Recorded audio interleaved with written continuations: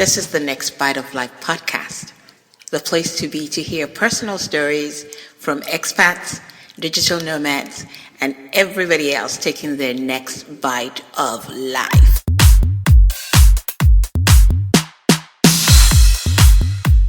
Thank you for joining me on this episode of the Next Bite of Life podcast. My name is Kem Kem. Today's guest is Brandon Miller, and it's going to be quite the show because it's a little bit of a departure from what we usually talk about, and I think you're going to really enjoy it. How are you doing today, Brandon? I'm doing great. Thank you for having me. Oh, it's been wonderful. I mean, when we connected, I was like, oh God, I really need to talk to you because I am so interested in what you're doing. And, for everybody listening, Brandon is a former educator, but he's now, actually, you know what? Let me have you tell it. Introduce yourself properly, please. Amazing. So my name is Brandon Miller, and I worked as an English teacher for a number of years. And I originally studied law, went overseas, taught English, and then I found my way back through immigration. So for the past 10, 12 years, I've been helping people, find a safe, secure home here in Canada, and facilitate their entry into this country to be able to make it their home. Wow. See, I told you it was going to be interesting. Now, I'm going to tell you right now, we're going to talk about your travels as well as what you're doing in depth. But we'll start off by saying you're in Canada right now. Where in Canada are you? So I'm located in Toronto. We have an office here, and this is where I make my home. But we work all over the world. But physically, I'm located in Toronto, Canada. That's great. Now, when you say that you segued into like you were an English teacher overseas, like how did that come about? Like bring us up to date. Like when you were, what was travel on your mind when you were young? Was it something that came about like an experience that happened somewhere down the line? How did that happen?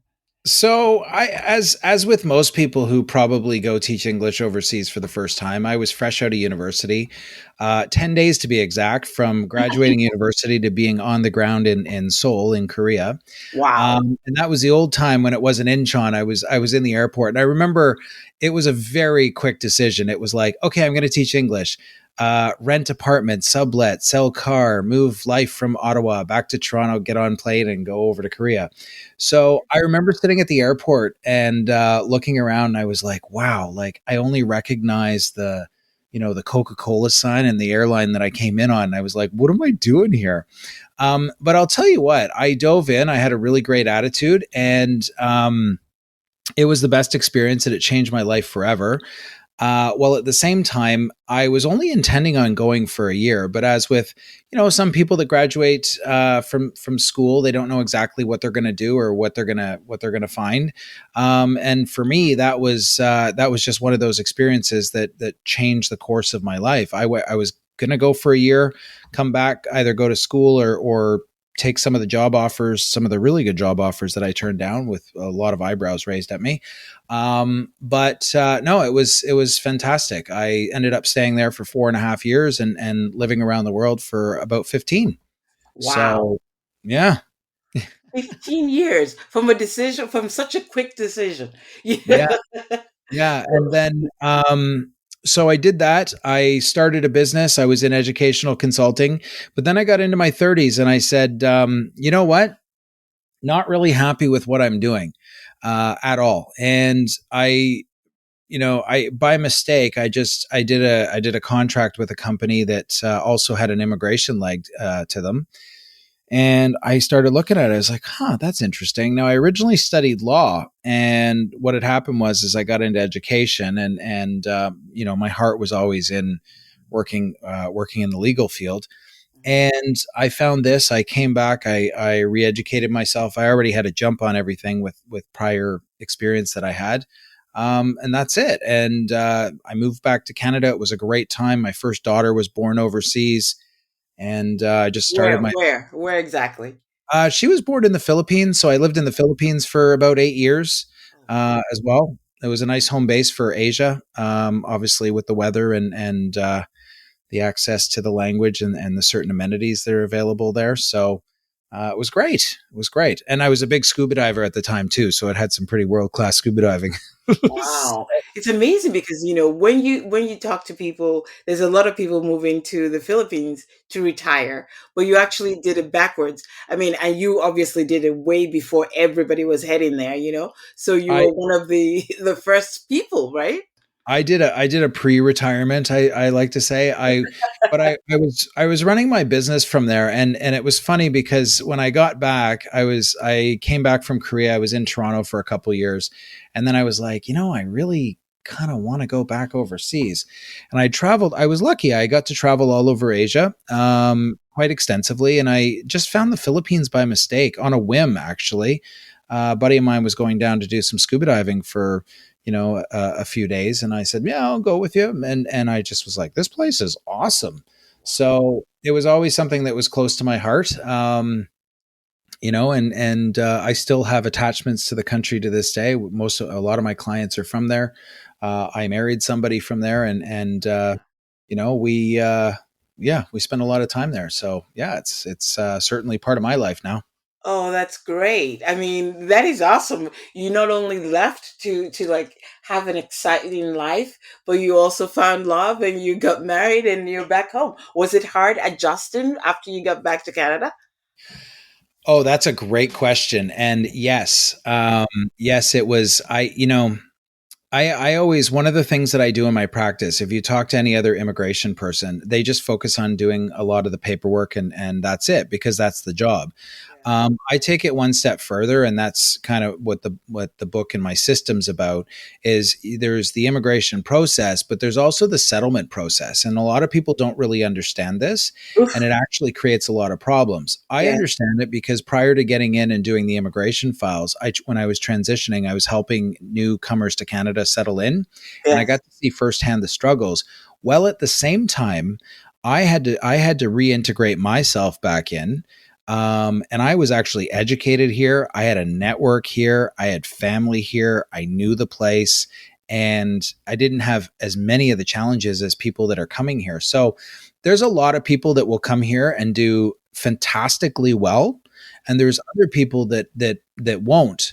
Yes. And the reason is because they haven't planned and they haven't actually thought about it. A lot of people take the attitude, and sometimes people are coming from places where they're like, "Oh man, I got to get out of here. Like this is working for me," Yeah. and and they want to do that because the idea is that if I get to Canada, everything else will be better, and that's not actually the truth. Nope.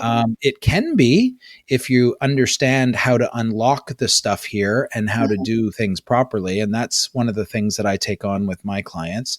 Good. Is I've always reminded them that, yeah, you're here. Great. Now what are you going to do? Right? Exactly. Well, I don't know. Like everything's going to be great. And I'm like, no, no, it's not. It would So, be nice if yeah. everything worked like that, but it does not.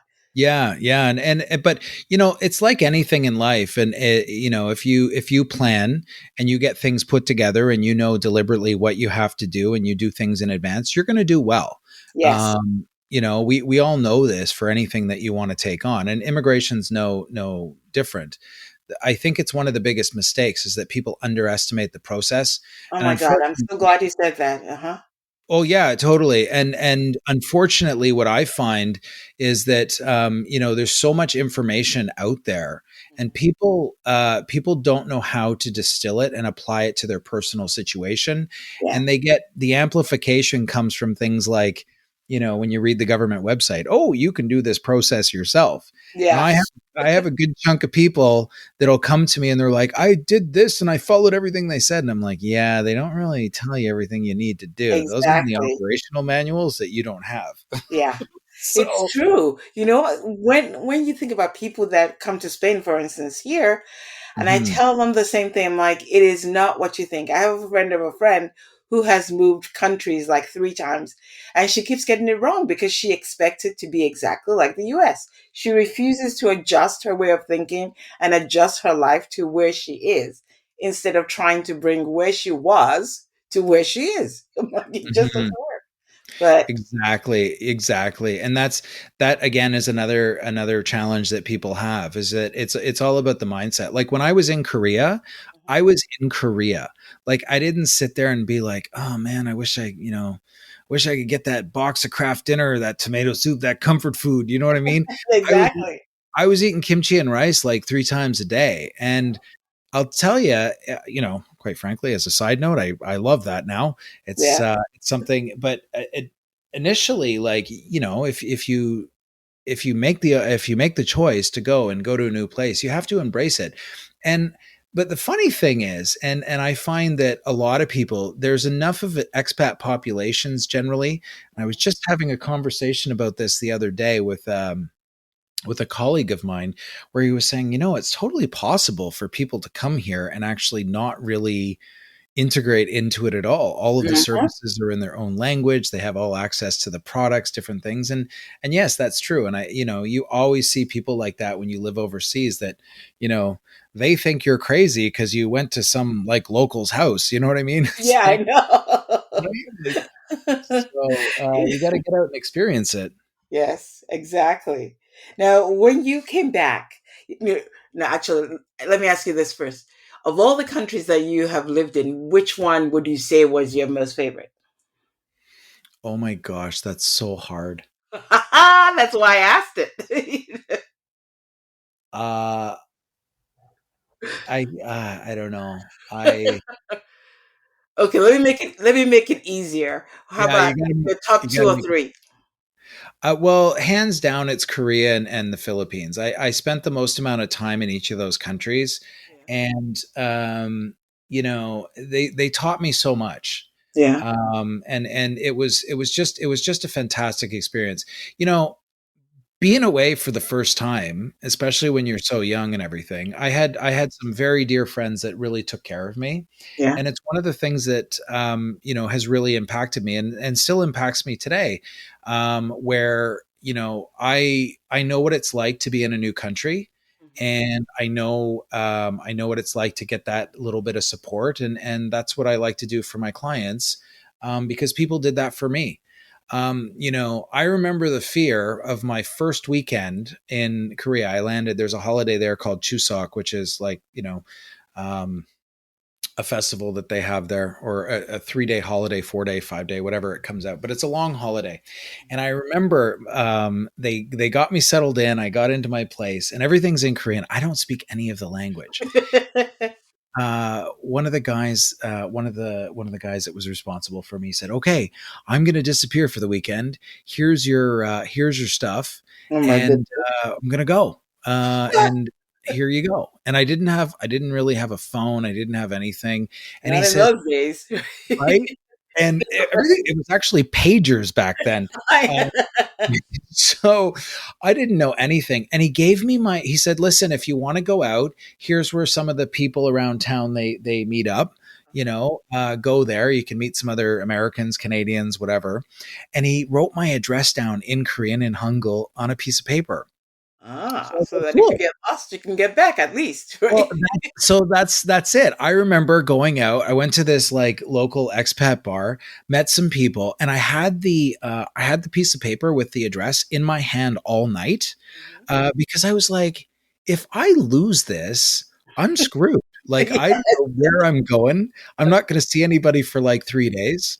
It was crazy. And then I eventually made it back to my place, and I couldn't turn on like they have hot water like boiling things, and they left me with a bunch of ramen and stuff. Korea's got the best ramen in the world, guys. Not the stuff that you get overseas. Like they've Oh, got just really? oh yeah, yeah, they've got it all figured out. That in Japan. But I was making cold ramen because I couldn't get the heater to work. I was like, "Man, you got to teach me how to use this. It's all in Korean." So yeah, it's those things that they're kind of. Again, I wasn't really angry about it or anything. I was just like, "Well, this kind of sucks," but Yeah, it's all those learning experiences, and exactly. it really affects it. I know how challenging it can be for people to be in a new place, and it's something that I just want to pay forward because so many people have helped me over the years. And the same thing in the Philippines. I had a really good network of people there that helped me out. So yeah, those two places, every place that I went had that, but those two places, because of the time that I spent there, certainly have a special place for me. Wow. Sounds wonderful. What made you decide, like, at what point did you say to yourself, you know what? I'm kind of tired of doing this, maybe teaching English. I want to go back to Canada. What was the turning point? The turning point, so I was done English. I actually ascended, I like to say, to the top of the English teaching ladder, so to speak. I was working at a university, I had a great job. I literally worked about 9 hours a week, Monday to Thursday, and I had 5 months vacation, and it was great. So I constantly had like 3 day weekends, tons of time, and I was paid while I was gone. It was fantastic. But I was just kind of bored. So I went out and I started a business, and I took that business to the Philippines. And I just got, I just didn't really, I was caught in the middle of like educators and business people at the end of it, and I just wasn't enjoying it. And a lot of times people do things and they don't enjoy it, and there's a lot of people that sometimes will complain about things and not change it, Change it, yeah. or sometimes people just will, oh, I'm just going to grin and bear it, I'll just get to retirement. But it's I was just like, I'm not going to do this. I saw my father do that for a lot of time. He worked for a bank for a while, and he wasn't exactly happy for him. So I'm like, I'm not going to live my life that way. So Exactly. I just found this, and it was just like, wow, this is amazing. I can parlay my international experience, take my legal experience, and I can actually help people not only change their lives, but change the lives for their families and generations to come, and have a really good impact on the world. So, man, I've been doing this I'm not going to do anything else. This is all I'm going to do, because I absolutely love what I do, and it's just so nice to see the impact of what I can do. Like yesterday, I helped a family. I remember sitting with them overseas in the Philippines, having my first coffee with them on the couch, and them coming here, coming to school. The wife got to work, and they've worked their way through it. They've gotten really good jobs. They've settled in with their daughter here. And yesterday, I got to tell them that, you know what, guys, all your hard work is paid off. You're now a permanent resident here. So Wow. it's just a How amazing really is that? it's such an amazing feeling, because all their dreams have come true. And it's like, I generally get thanked, and I humbly say, no, I didn't do it. You guys did it. I just kind of I pushed you over the line like a coach. I'm the Yeah. coach. You guys are playing Well, the you game. always need somebody, having your back, especially in a foreign territory where you don't really know anything. So it's nice to have somebody like you guiding them through that. Yeah, I take that responsibility very seriously with everybody that I talk to. But no, it's just such great work. It really is, like, truly. That's awesome. Now, let's talk a little bit about Canada. I mean, why should somebody listening to this say, the usual, we've been fed the same thing all the time. The dream is to move to America. Why should somebody say, you know what, Canada is a good alternative to that? Why should they come there? Oh man, well, there's so many different options, and in the world, and a lot of people. You have to look at what's right for you. I think, like everything in the world, migration has a time and place. I remember speaking to a person many, many years ago, actually, not many years ago, probably about 2 years ago. And she was from the US. She went to Ivy League schools, and she was in a job that would be coveted by anybody. And I said to her, I said, why do you want to come to Canada? And she said something to me that I've never forgotten, because she was able to articulate it in a way that, in words of how I was trying to frame it. And she said, I'm a first generation immigrant to the US. And I've come here because my parents came here because they saw opportunity here. She's like, I don't really see that generationally for my 1 year old child that I have now. I don't like Hmm. the way that things are going, Yeah. and I want to I think Canada is going to be one of the places in the world where, you're still going to have the stability and you're going to have the opportunity. She's like, I see migration as a way to hedge, future opportunity for myself and my family, just like my parents did. And I was like, whoa. And a lot of the people that I speak to or whatnot, or the people that I'm most fascinated with, are people that are not just looking at the now. Yeah. I have clients that are like, what's the direction of this country, not only for myself, but my kids and my grandkids? Where are things going? Yeah. And I think that's really powerful. And I always ask it, just when I have somebody come through and they're like, yeah, I don't, I have a client right now, he's like, yeah, I'm going to move to Canada. I'm not really interested. I've got all this stuff, but I'm interested for my kids and my grandkids. And that's why Mm. I'm looking at it. Yeah. And that's why I'm making this sacrifice for a couple of years to come here. She's like, that's what I want to do. I was like, Yeah. okay, Yeah. fantastic. But getting back to your original question, I think that with any migration, you have to think about what the future is going to look like. I think you have to look at the benefits and what you're getting for that. The biggest thing that you always hear here is universal health care. Mhm. We have health care, and I think post pandemic, that's something that's very should be on the minds of many people. Oh, for Um, sure. we saw there was a lot of people that were overseas, and when the pandemic hit, Mhm. they came back pretty quickly to kind of snuggle Can into you blame them? yeah, right. There was a lot of that. So there's a number of different government tax incentives, retirement. A lot of people are looking longevity. I hear the environmental stuff quite a bit now. I remember the first time I heard it was a lady from China, and I said to her, she was deciding between Australia and Canada. And I said to her, she's like, I've decided on Canada. I said, really? I said, what was your decision for that? And she's like, I don't think that Australia is going to have as much water as Canada in about 75 years. And I was Wow. like, wow. Exactly. That's really deep thinking. I Wow, that's mean, pretty interesting. I didn't, that's a very long term view. And it's something yeah. that I find absolutely fascinating. And now what's happening, you look at some places in the US, like in the Southwest, you look Yeah. at like the drying up in California and some of the droughts Mhm. that are going on. Some of these environmental arguments are actually, the Valid. Yeah. superstorms in the coastal regions. These Yeah. things are actually taking on a little bit more meaning to people. It's Um, true. and that's the thing, like everybody's a heretic until they Yeah. until the things happen, and then you're like, that guy wasn't Uh-huh. really crazy. Exactly. I um mean, oh, sorry, go ahead. no, no, no. I was just saying that, for a lot of people, and I'm hearing the same thing you are, when they compare Canada to the US right now, a lot of people, there's no if, buts, and end. It's Canada hands down. And I'm seeing it again and again and again. And, it's like a reversal of fortune, but this is where we're at. Well, I've got a huge influx of clients from the US, and a lot of people are moving, and I'm assuming that in the upcoming time I'll probably see more, because that's generally the trend.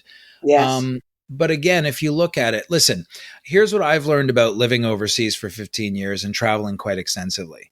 You take the politics, you take the religion, you take everything out of it, Mhm. and you look at people for who people are. Yeah. People around the world just want the same thing. They want Yeah. a nice, safe, secure home. They want to raise a family. They want stability, and they want to make a decent wage. Yes. If you start looking at it like that on a very basic level, Yes. Mm, where does that look? Like, again, like the stability in the US right now. Like, Mhm. you know, and again, I tend to stay away from the political Oh, comment. yeah.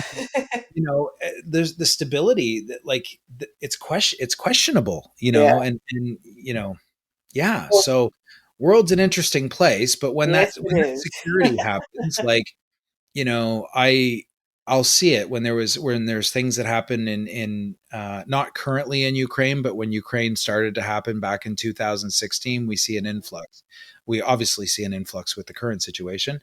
Hong Kong, when things happen there, I'll certainly see a bump in applications, right, or Mhm. interest, because when people lose their security, Yeah.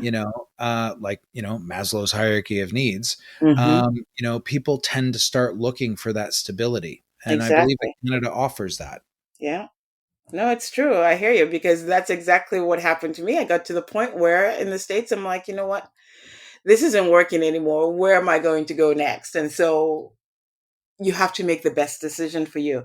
And Canada, like I told you even before we started taping, like, I've got nieces that just moved to Canada not too long ago because overall, when you weigh everything out, it just seems, and these are kids that went to school in Boston, so it's Hmm. not like they haven't even experienced life in the US. They just want something else and they want something better. And now they've got kids, and it's like we've got to think way ahead. So I can understand why there's a lot of interest in Canada. Now, Well, when yeah. you help people settle, I'm just, did I interrupt you? I'm sorry. No, not at all. No, keep going. No, I was just going to say, when you help people, I know there's been a big push to get um, people to move to Canada. Isn't there like a million people in like 10 years or something like that? Uh, so the immigration levels plan, it was basically 1.2 million in like 3 years. Um, yeah, 400,000 a year. And here's the thing, right? And this is not just Canada. This is the world over. The U.S. is having the similar problems. Any Western country is having problems, and there's a shortage of human capital. So, just to articulate that, in the 1970s, there was 6 workers to every one retiree. Okay. Currently, there's 3 to 1, and if we keep going the way we are, there'll be 2 to 1. With all of the government benefits, like I always joke, like Canada's a Ponzi or a pyramid scheme, right? We got to bring in the young guys to keep working so we can pay for the benefits of the people, The old people. right? Yeah. So Canada's recognized that, and Uh-huh. what they're doing is they're trying to increase the influx with younger people. That's why we're looking more for younger people. Like, not really interested in retirees. Now, people can come here and retire if they Yeah, want. yeah. It's just more difficult than if you're educated here and you're in your 20s, because they That want those. makes sense. That makes perfect sense. Well, yeah, because they want people to be able to pay taxes, to pay into the system. And so the biggest thing is that you know people can come here, they can get sorted out, they can get everything taken care of, pay up the Ponzi scheme, and then our system keeps going. Now this isn't other countries are having the same issue, and they're going to continue to have the same issue, and you'll probably see it in about 20 to 30 years becoming a real problem, with the number of people be able to support the system. So again, there's other things at play, like we'll probably have more AI and robots and things like this, but autonomous cars and things of the like. So might not be a big thing, but that's currently the thinking behind that. Um, yeah, so we want to bring in people. The government. There's been a real push. Immigration. This country's always been an immigration nation. It's built as such, and I also think that it's probably a lot easier to move here as opposed to some of the other countries because, again, very multicultural.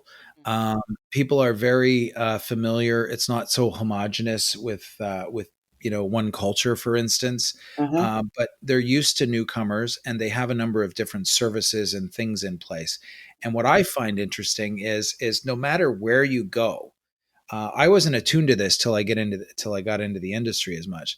Everybody has a connection to immigration in this country. Everybody, whether it be their parents have immigrated here or whether they have a neighbor that's new to Canada, like it's not uncommon for people to understand that, and everybody gets to see right up close how they can settle in or how people are doing, and a lot of people will be helped out because they understand exactly how challenging that can be.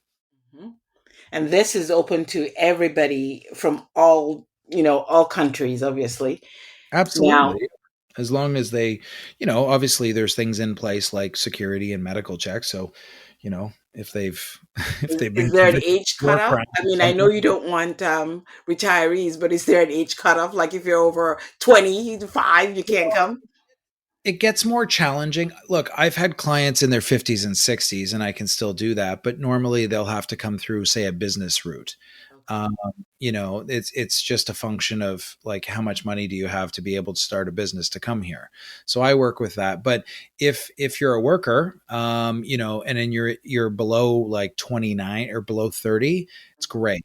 But increasingly, as you get older, up to 45, it gets a little bit more challenging because that you decrease through the economic streams. It's a points based system, and you decrease based on that because they really want the younger people here.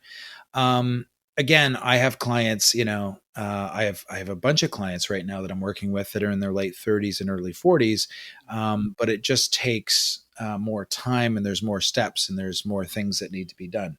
So that's everything is uh, everything is workable. You just have to understand what the situation is. And if it's not workable, then at least you know, and you can spend your efforts somewhere else as opposed to trying to push a rope up a hill and find Yeah. something that's not going to work. Obviously. Now, when somebody, let's say I'm 30 years old and I'm or 29 years old and I'm interested in something like that coming to Mhm. Canada.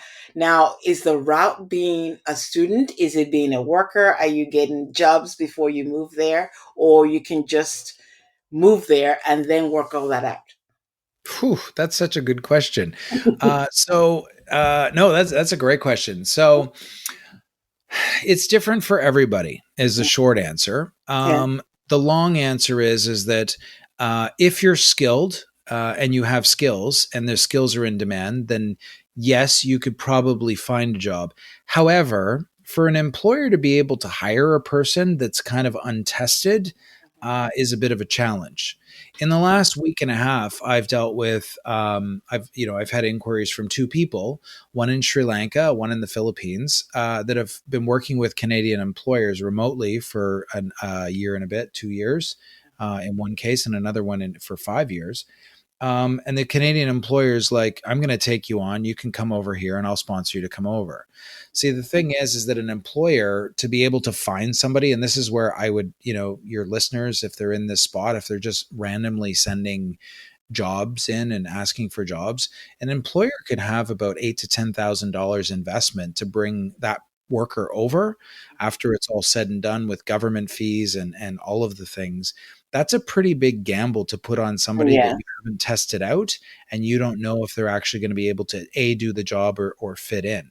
So a lot of times, as much as and I'll tell you, I've got a guy, an electrical engineer from Pakistan, and he has been applying to every single job that I've posted for employers for the last like 4 years. And Wow. I actually want to email him back and say, buddy, you need a plan, but Yeah, yeah. It's not whatever. working, right? I just so the worker route, it is possible if you have skills and generally if you have a connection to it. The direct route is a little bit more challenging post pandemic because what's happened is that the government has focused on in Canada people. So we're seeing people that are coming here, and a lot of times what they're doing is they're coming in through the student route. The student route's absolutely fantastic for people, and again for any age. I know that some people have might be a little on in years, but what happens is that you can come here, do a year, for instance. If you do 1 year, then you get a 1 year open work permit afterwards. Or if Okay. you do a 2 year program, usually postgraduate, you can you can get a 3 year open work permit. You can work while you're going to school for 20 hours. You can work full time during breaks. And again, you're making those connections to be able to settle Hmm. in. Yeah. I think the government likes this pathway too, because really what they're doing is they're having people come in, get trained, and be able to, float the school system for one, and then they're cutting down on resettlement costs with settlement organizations because the person's actually settling, educating, and settling themselves Yeah. through other sources. So. Yeah, I think the student route is something that we've certainly see. I work very strongly in that area Okay. these days, but again, I deal with a lot of different people, and one thing I would say as a side note, if somebody does work in IT and they certainly have skills, there's certainly a lot of opportunity in that area, worldwide for that too. Hmm. Exactly. Now, Brandon, tell me about your website where people can get information, more information about this. Sure. My website is mysecondpassport.ca. So there's a lot of information there. I'm very happy. I've the company that I've had for over 10 years is Maple Immigration Services, but Second Passport was born out of COVID, and the reason that it's something that I've wanted to do for years, and I had some time to be able to do that, and I'm very excited about it because one of the things that makes me unique for other people that do my job is we have a holistic process to immigration. We look at it as immigration versus settlement, but I also think that legal services are changing, and I think that the old days of, oh yeah, I'm a lawyer, I'm really smart, pay me money and I'll do everything for you, and Yeah. let me do it. I think those days are not done, but they're coming to an end pretty rapidly, and I think a lot of people need to wrap their head around it. For me, and quite frankly, as a side note, there's computers that can do a job in terms of legal research better than any human. So, the days are numbered, folks. But Yeah. really, at the end of the day, we've given people the choice in their journey, and I think that that's really powerful because I have people before it was like, "Hi, I'm Brandon. I'm really smart. Pay me money, I'll do your file." But Yeah. now I'm like, "Hey, I'm Brandon. I'm really smart and kind of funny too." And I can do your file, or I can give you everything that I do Yeah. and you can do it. And if you get in over your head, I'm going to tell you what all the traps are and the things that you need to stay away from Uh-huh. and go from there. So that's what Second Passport's all about. It's also empowering people to take the journey that they want to take and how they want to take it. And I think that for me, as a consumer in other services, I would like to have that option because sometimes you don't need the full service. Handholder. Yeah. Sometimes I meet people and I'm like, yeah, you actually don't really need to hire me. You've got it sorted out. You just need a few little things to shine it up so you don't get in any trouble. Yeah. So, so that's what we've done. Second Passport is based on the book that I wrote, Yes. Please Second tell me about Passport. the book. Yeah, and that's about my system, and Okay. I really feel that it makes it's very unique in terms of my industry. That's for sure. Is the book the same name? You have Yeah, a it's book, Second don't you? Passport. Second Passport, your guide to a secure alternative future for you and your family in Canada.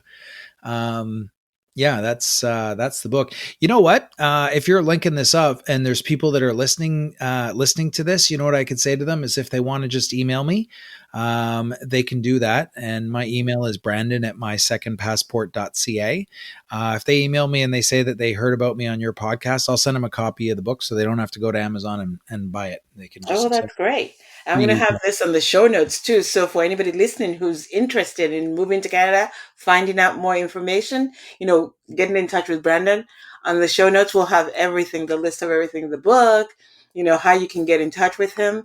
Because really, I mean, it doesn't get any better than this. We're practically serving you Canada on a platter here. So Yeah, it really, and trust me guys, it's a light read. I don't get into all of the programs and stuff. It's more about the mindset about how you're going to do well here based on all of the stuff that I've seen. And there's one other criteria to that though.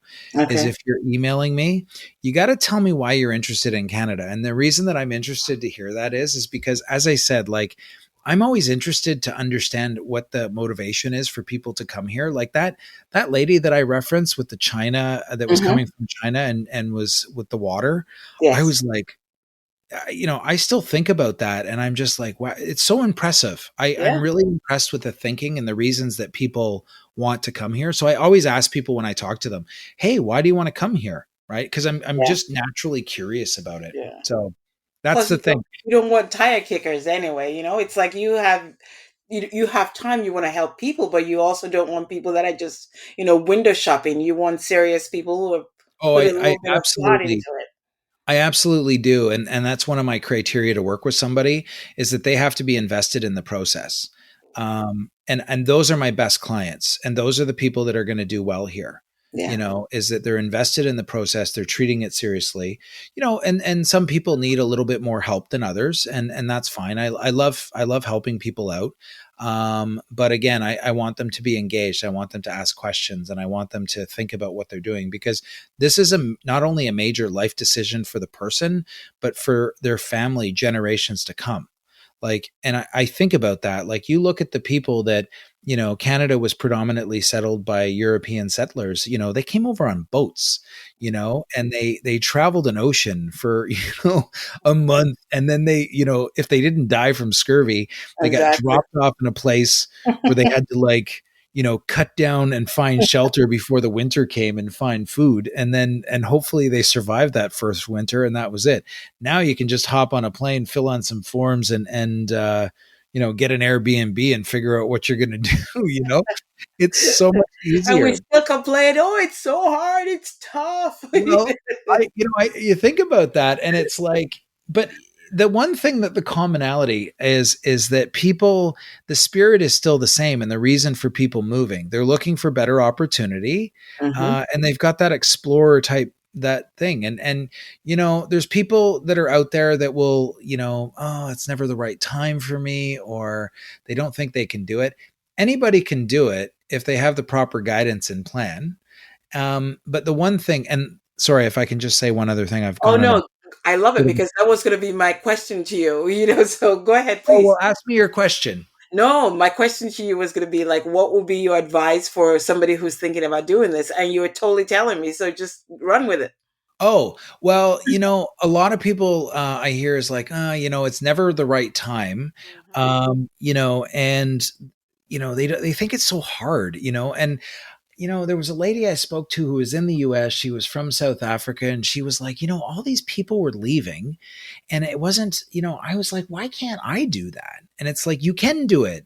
You Hmm. just have to find the right person, have the right plan for yourself.